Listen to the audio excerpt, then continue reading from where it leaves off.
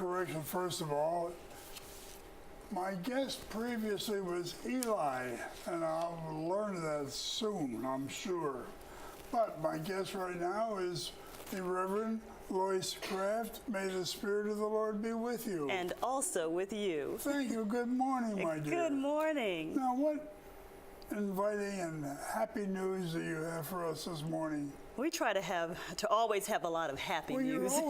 You're always bubbly. We try. We were just joking earlier about me being sleep deprived. So I want to make sure that I am at least partially coherent.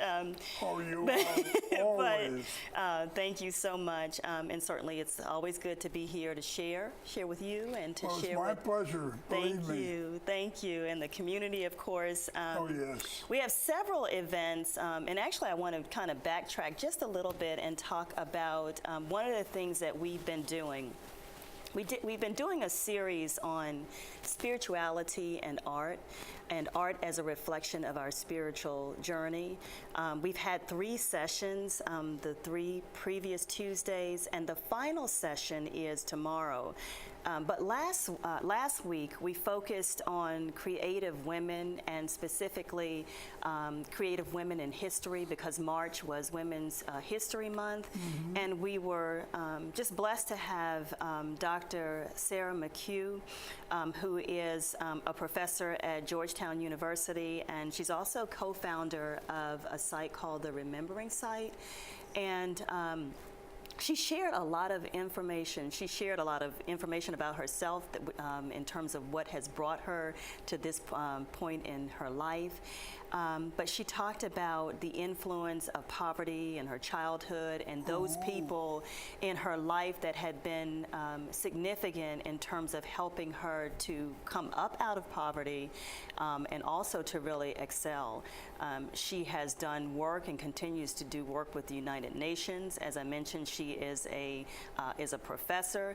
But with this Remembering Site, one of the things that it does is if people want to actually put together information on their legacy, their history, that they want to leave for their children, their grandchildren, others that are coming along, they can actually go to the Remembering Site. It's www.therememberingsite.org and also therememberingsite.com. They ask a series of questions on that site, and people can actually end up with a book that they can give to their children, they can give to their grandchildren, great-grands, and I was talking with them last week, the group last week, and saying that my great-grandmother, Carrie Calloway, who died, when I was about 6 years old, I had always wanted to know more information about her and never had that. So a site such as this would offer a wonderful opportunity to be able to share your legacy, share your, even some of the basic things. What do you like and what didn't you like? What was life like? I think it's important enough to repeat the site. Sure. www.therememberingsite.org, O-R-G, or www.therememberingsite.com. Either one of those searches will take you to that particular site.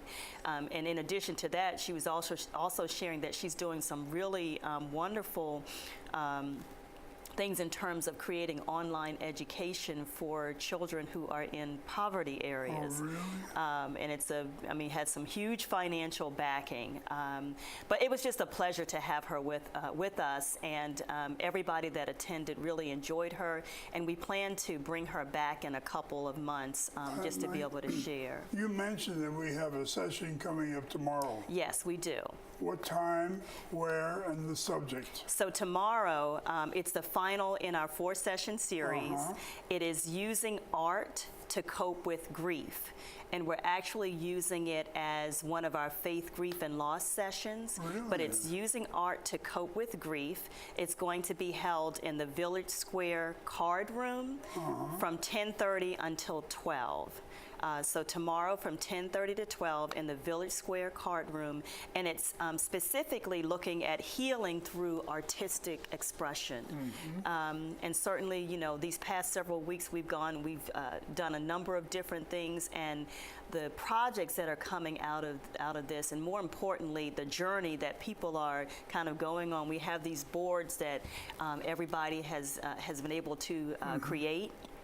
And they all speak to each individual's journey, but it's just, I've seen some beautiful pieces where people have gathered even what seem to be some least likely things that you could incorporate and have made that a part of their journey. So the final session is tomorrow. And then on next week, on April the 12th, we're pleased to welcome, and certainly he does things for several different communities, but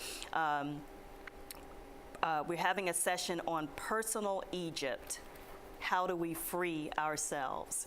A flyer will be up on the boards about that today, but again, personal Egypt, how do we free ourselves? And it's being done by Rabbi Bruce Aft, who's really good. He's very, I like his nature, very easygoing, you know, very thoughtful in terms of questions and creating conversation. So we're pleased to have him here for that session. Oh, he will be here live? I'm sorry? He's here live? Yes, he will be here. Okay. And let me just read to you Certainly. a little bit about what this session is really about. We've said, join Rabbi Bruce Aft in a discussion that examines ways in which we have potentially become stuck in some way. This session will explore our personal challenges to free ourselves from people, issues, unresolved feelings, and other things that have caused us to be immobilized or afraid of moving forward.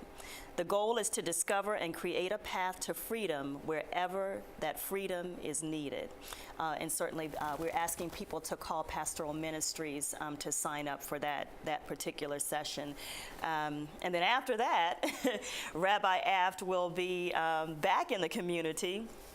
And we're doing a 2-session series in partnership with the Jewish community on The Lord is My Shepherd. And that one will be held on April 26th. From 11 to 12 in the Village Square Theater, again being co-sponsored with the Jewish community. And then he will come back for the second of 2 sessions on May the 3rd. But that session will be held in Hunter's Crossing classroom. So, and what we said in the newsletter that people should have received in their cubbies is that the first 20 people to sign up will receive a complimentary copy of the book that we're using by Kushner, The Lord is My Shepherd. So, but we're asking husbands and wives to count as one, right? Sure. When you read that excerpt from the upcoming Bruce Aft, it reminded me of what I was thinking when you were chatting, that we have so many beautiful, creative women here. Yes, we do. At Green Spring. Yes. And I think that subject fits right in with what you read. Yes, it does. That if you want to get over a grief period, be creative. Be creative. Yeah. Yeah, I think those kinds of things, along with finding out ways that we can help other people. Yes. It actually aids to our own healing. I can remember when I heard that many, many, many years ago, I kind of questioned it. But as I began to practice that, saw the own healing and saw therapy for myself. So yes, those are great avenues for healing.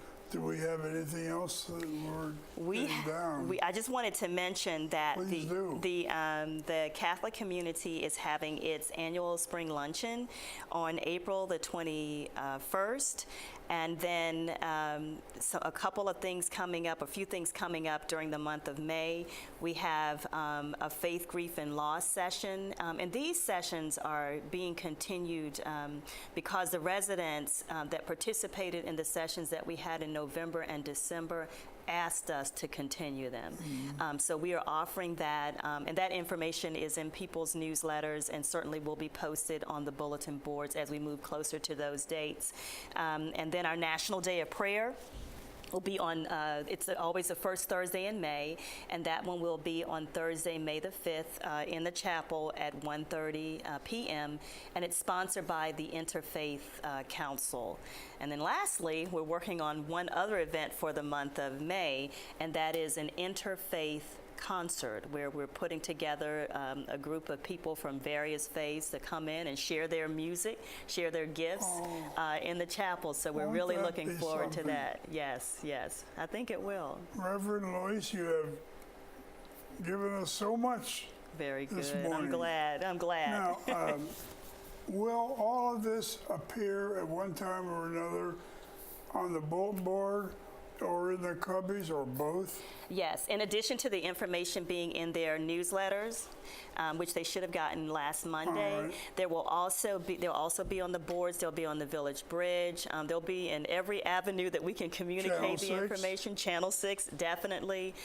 So look for that information as well. You are just full of good things, aren't you? Look, we have a nice long list for the year. Well, I want to thank you ever so much for taking time out from your very busy day to be with us this morning. Always a pleasure. Thank you. How nice. Blessings to you. And now I do have some announcements, ladies and gentlemen.